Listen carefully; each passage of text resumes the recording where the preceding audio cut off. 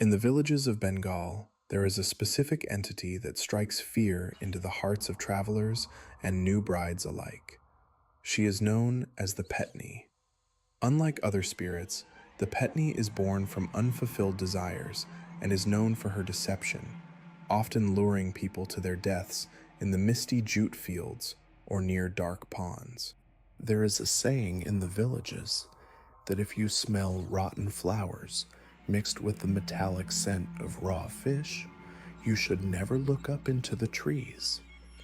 But why does this spirit specifically target those carrying food or walking alone after sunset? Stick around until the very end of the video, because after these three terrifying accounts, I'm going to break down the deep cultural belief behind the Petni and the specific rules you must follow to survive an encounter.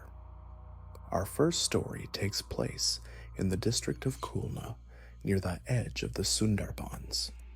It involves a young man named Arif, who made the mistake of ignoring the elders' warnings about the Maghrib prayer time.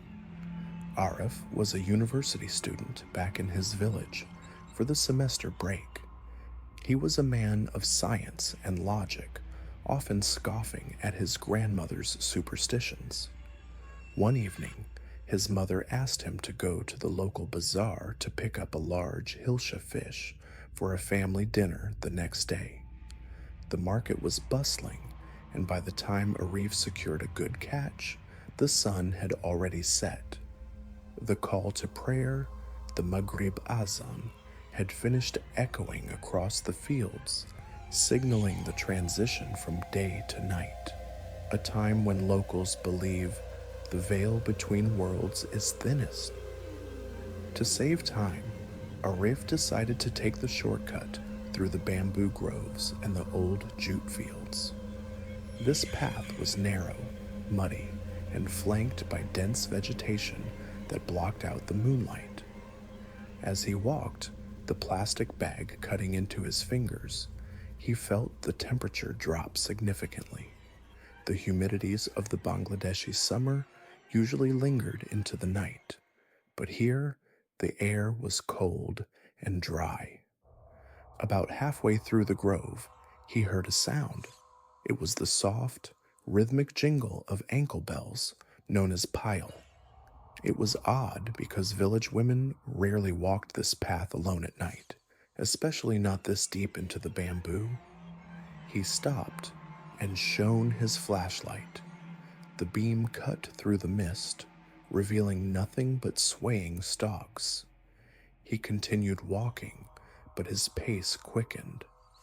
The jingling sound returned, this time closer.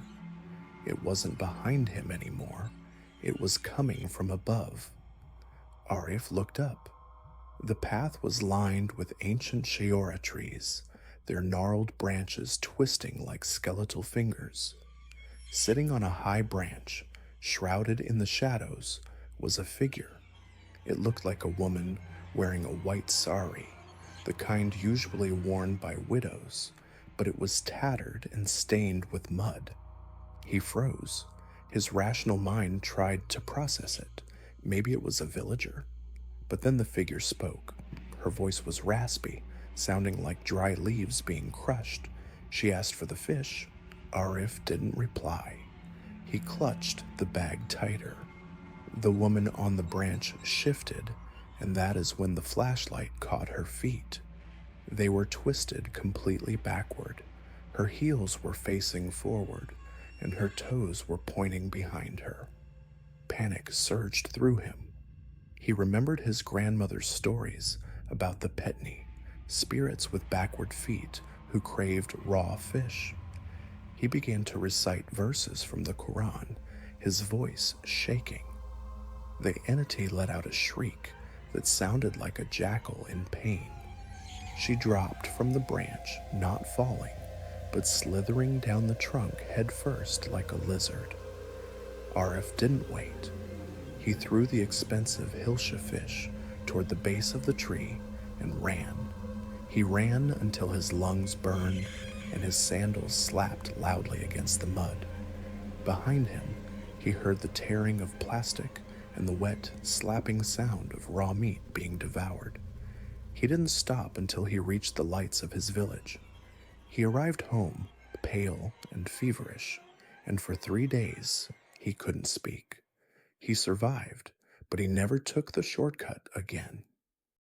Our next account comes from the Sylhet region, an area known for its tea gardens and rolling hills. This story is a tragic reminder that sometimes the horror is not out in the fields, but inside the home. It happened to a family who had just welcomed a new daughter-in-law, Reena. Reena was beautiful, soft-spoken, and eager to please her new in-laws. In rural Bangladesh, it is customary for the women to wash dishes and clothes in the family pond, or pukur, located at the back of the house. One evening, Reena went to the pond to wash the dinner pots. It was a moonless night, and the water was black as ink. Her mother-in-law, an elderly woman named Begum, was sitting on the veranda sorting rice. She expected Reena to return in 20 minutes. An hour passed. Begum called out for Reena, but there was no answer.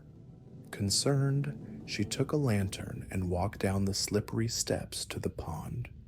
She found the metal pots scrubbed clean and stacked neatly on the ghat, the concrete steps leading into the water. But Reena was standing waist deep in the center of the pond, facing away from the house, staring into the darkness of the bamboo forest on the other side.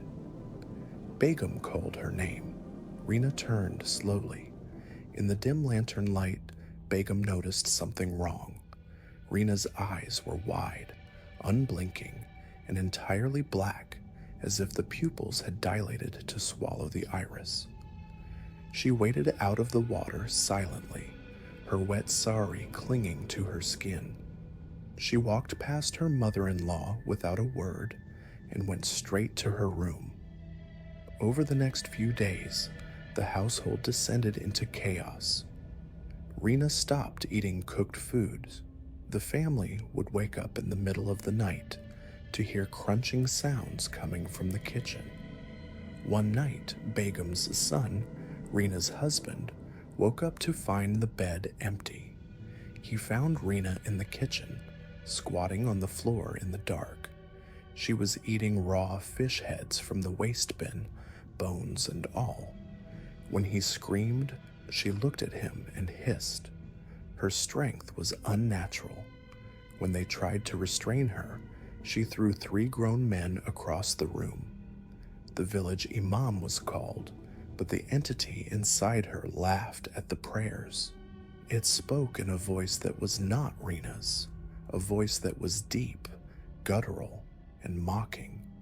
The entity claimed that Reena had disturbed its resting place by the pond during the forbidden hour. It said it had been lonely and wanted a body to feel the warmth of the living. The family tried everything: exorcisms, offerings, prayers. But Reena's body began to fail. She grew thin, her skin turned gray, and she smelled of stagnant water. One morning, they found her room silent. Reena was dead. Her body was twisted in an impossible angle, her neck broken as if she had been dropped from a great height, even though she was found in her bed. The family buried her, but the villagers say that on moonless nights, you can still see a woman standing waist deep in that pond, waiting for someone to come wash the dishes.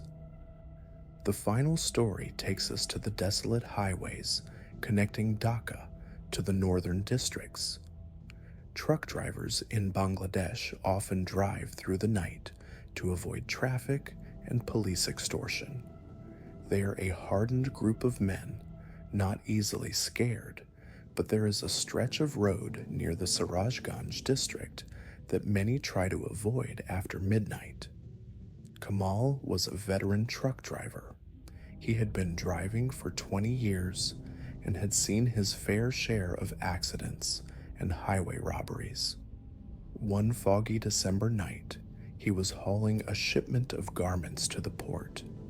His helper, a young boy named Rahim, was asleep in the passenger seat.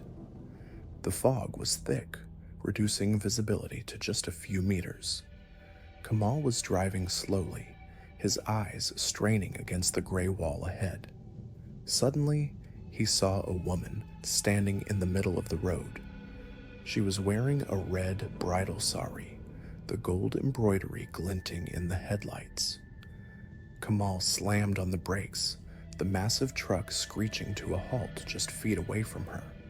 He honked the horn, expecting her to move. She didn't. She stood perfectly still, her back to the truck.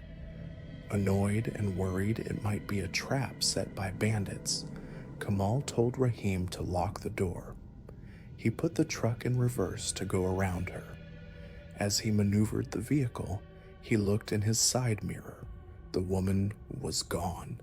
He let out a breath of relief, thinking she had run off into the fields. He shifted gears and accelerated. About 5 minutes later, the air inside the cabin turned freezing cold. The heater was running, but Kamal could see his breath misting in the air.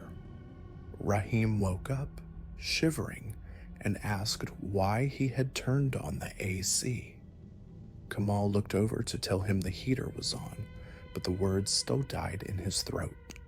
Sitting between him and Rahim, on the engine cover that separates the seats in older trucks, was the woman in the red sari. Her face was covered by the veil, but her hands were resting on her lap. They were pale, bloated, and dripping with water. Kamal tried to scream, but he was paralyzed. The woman slowly lifted her veil. Her face was gone. It was a smooth patch of flesh with no eyes, no nose, and no mouth. The truck swerved. Kamal lost control as he tried to pull away from the entity. The vehicle smashed through the guardrail and plummeted into the ditch below. The next morning, police found the wreckage. Rahim, the helper, was thrown clear and survived with broken bones. He told the police about the woman in the red sari, but Kamal was found inside the crushed cabin. He hadn't died from the impact. The autopsy report stated that he had died of cardiac arrest, sheer terror, before the truck even hit the ground. And strangest of all, inside the locked cabin, the police found traces of wet pondweed and the smell of rotten flowers, miles away from any water source. Now let's look at the folklore behind these terrifying encounters. The Petni is one of the most enduring figures in Bengali mythology. Unlike the Shakchuni, who is the ghost of a married woman wearing bangles, the Petni is the spirit of a woman who died unmarried or with unsatisfied desires. They are said to live in Sheora, or banyan trees. The defining characteristic of a Petni is her feet. They are always backward. This is why elders in Bangladesh warn you never to follow a woman whose feet are hidden by a long sari or the grass. Culturally, the obsession with fish is significant. In Bengal, fish is a symbol of prosperity and is a staple food. The Petni's craving for raw fish represents her primal, animalistic state, stripped of the civilizations of cooking and spices. Is there a rational explanation for these stories? In the case of the truck driver, highway hypnosis and sleep deprivation are very real dangers. Staring at a monotonous road in the fog can cause the brain to hallucinate figures. For the village stories, the consumption of raw food and behavioral changes in new brides could be attributed to severe psychological stress or undiagnosed mental health conditions like schizophrenia, which in rural areas are often mistaken for possession. The smell of ghosts could be marsh gas or rotting vegetation common in the humid delta. But that doesn't explain the physical evidence found in the truck or the impossible contortions of the woman in the pond. What do you think happened? Let us know in the comments below, and don't forget to subscribe for more true ghost stories from across Asia.